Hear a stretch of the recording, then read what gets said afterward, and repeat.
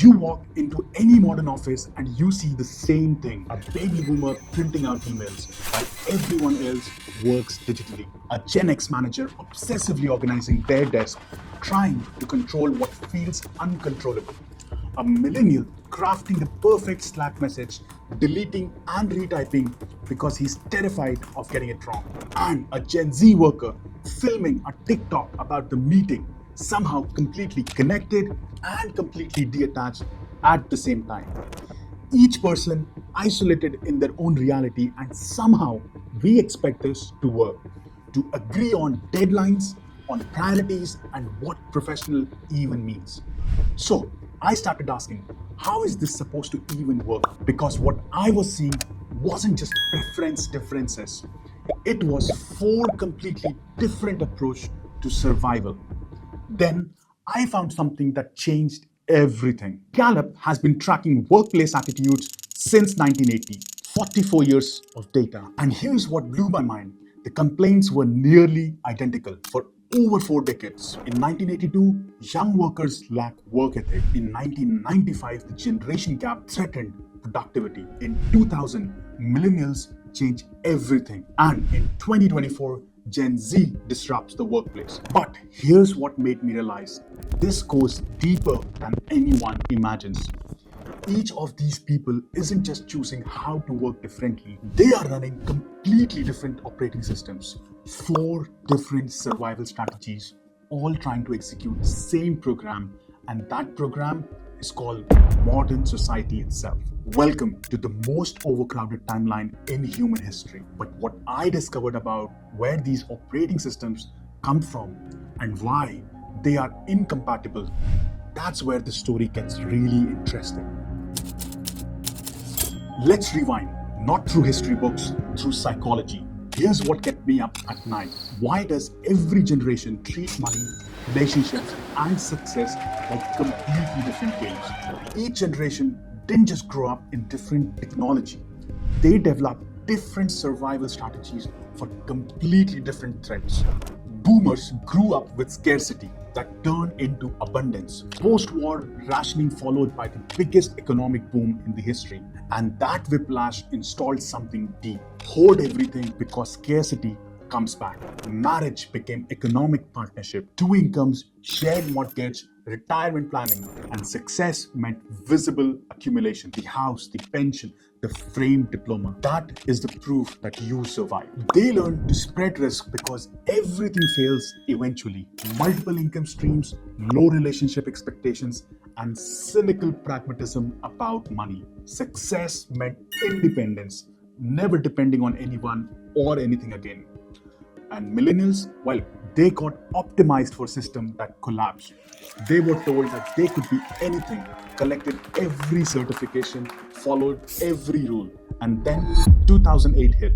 Most significant financial crisis in the post-war period. There are fears the sell-off will continue on Wall Street. Soaring gas prices, falling home prices, and rising unemployment. Overall, that's a recipe for a recession. The system that they had prepared and perfected had completely rejected them. Now, they approach everything like an optimization problem. Relationships become project management. Money becomes anxiety-driven research. And success means impact, proving the system wrong through pure effort. Gen Z watched it all burn in real time. Climate disasters, algorithmic manipulation, institutions failing live on TikTok. They learned authenticity as armor against manipulation. Rent everything because ownership is a scam. Demand radical honesty in relationships because everyone else lies. Success meant staying real in a fake world. And here's what broke my brain. These aren't personality quirks. These are survival codes. Each generation developed the optimal strategy for the world they inherited. And here's the kicker.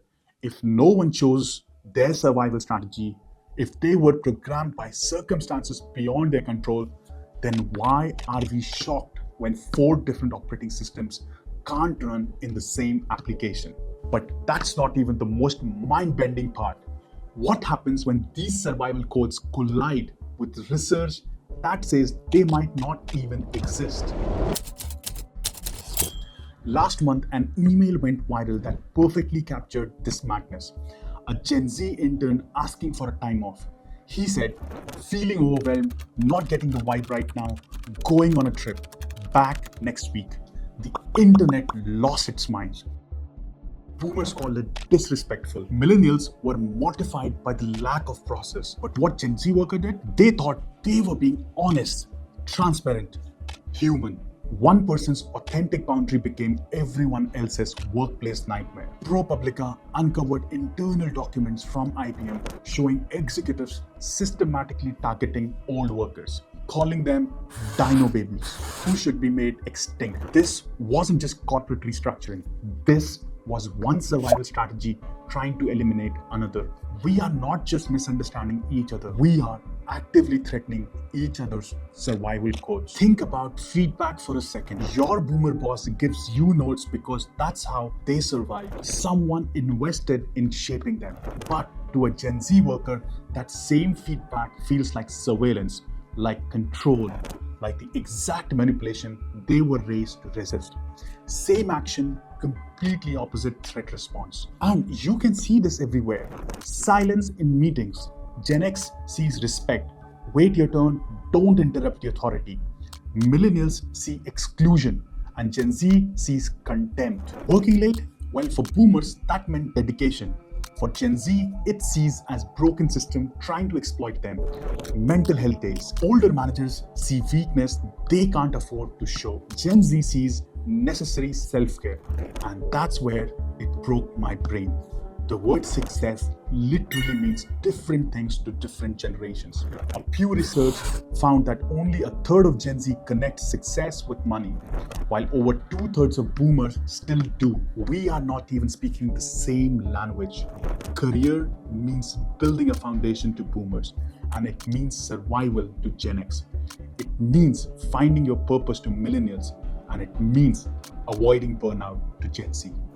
Same words, completely different realities. If we can't agree on basic concepts like success, loyalty, or hard work, how the hell are we supposed to solve actual problems together? Climate change requires 4 generations working as one. AI governance needs every perspective. Global coordination demands we figure this out. But just when I thought I understood what was happening, I found a research that completely shattered everything I just told you.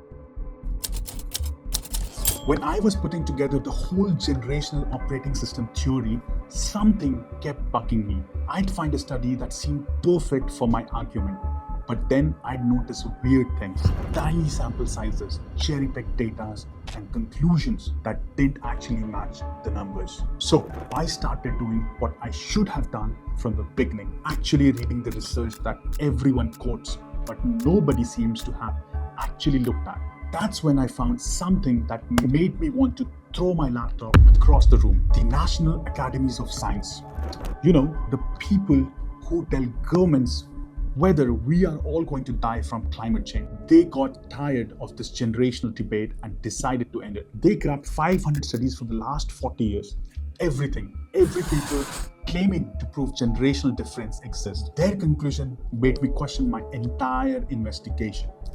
The evidence is at best a scant. I literally had to Google what scant meant in academic terms. It means barely there, almost non-existent. But wait, it gets worse. McKinsey, the company that probably invented your last 3 job titles, surveyed over 13,000 workers across 6 countries. And what did they find?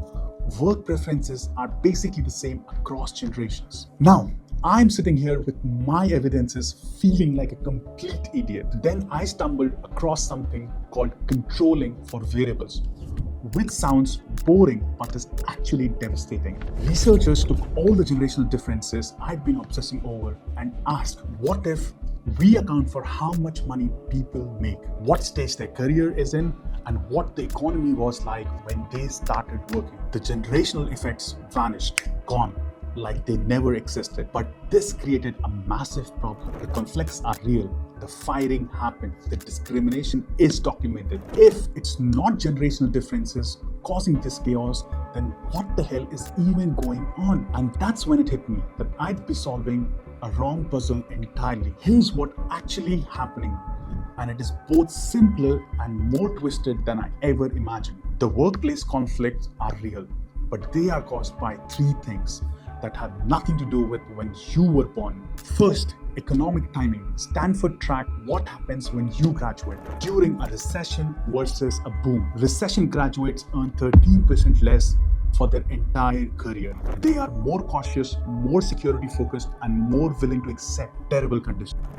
Been calling this generational differences, but it's actually economic trauma. Millennials who graduated in 2008 act differently from millennials who graduated in 2012. Same generation, different economic scars. Second, life stage masquerading as generational identity. 25 years old across every generation behave similarly. More willing to quit, more focused on growth, more likely to challenge authority. 40 years old across every generation behave similar to, more cautious and more security focused. What we are seeing isn't millennial versus boomer. It is 25-year-old versus 40-year-old. Third, systems designed for a world that no longer exists.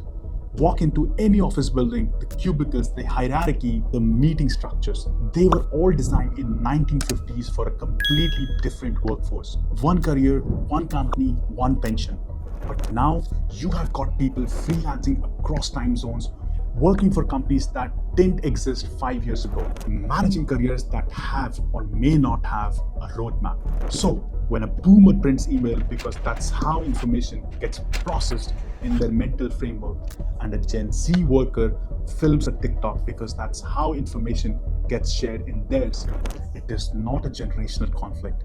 It is two different approaches to information trying to work within a system designed for neither.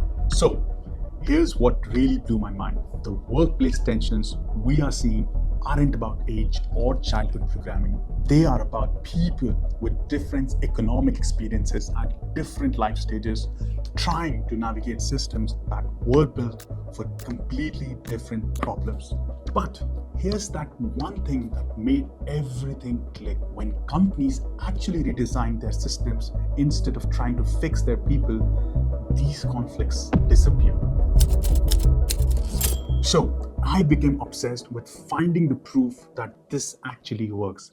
And what I found made everything click into places. The organization that figured this out had one thing in common. They stopped trying to change people and started changing systems. Instead of forcing everyone to communicate the same way, they created multiple channels for the same information. Instead of one size fits all feedback system, they let people choose how they receive the input. Either it is direct conversations for some, written analysis for others, or collaborative problem solving for the rest. Instead of measuring productivity by hours spent, they started measuring outcomes achieved. And the results, the companies that redesigned their system saw an opposite versus the companies that had to let go 60% of Gen Z workforce.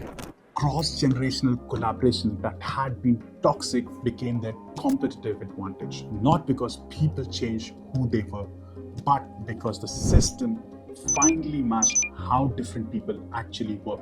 And this system has been working in different companies. Take, for example, Airbnb or US military. They have made sure that everybody working for them understand the same word in the similar way. This made sure that there is no misconception of certain terms that is used or is necessary for their success. So the challenges we are facing right now, climate change, AI governance, economic instability, they all require exactly this kind of collaboration. Different perspectives, different approaches, all working with the same outcome. And we can't solve civilization level problems if we can't figure out how to work together or agree on same terms. Maybe the problem was never that we are different. Maybe the problem is that we have been trying to force different solutions through the same broken system. And maybe the most crowded timeline in human history isn't a crisis waiting to happen. It could be the most promising moment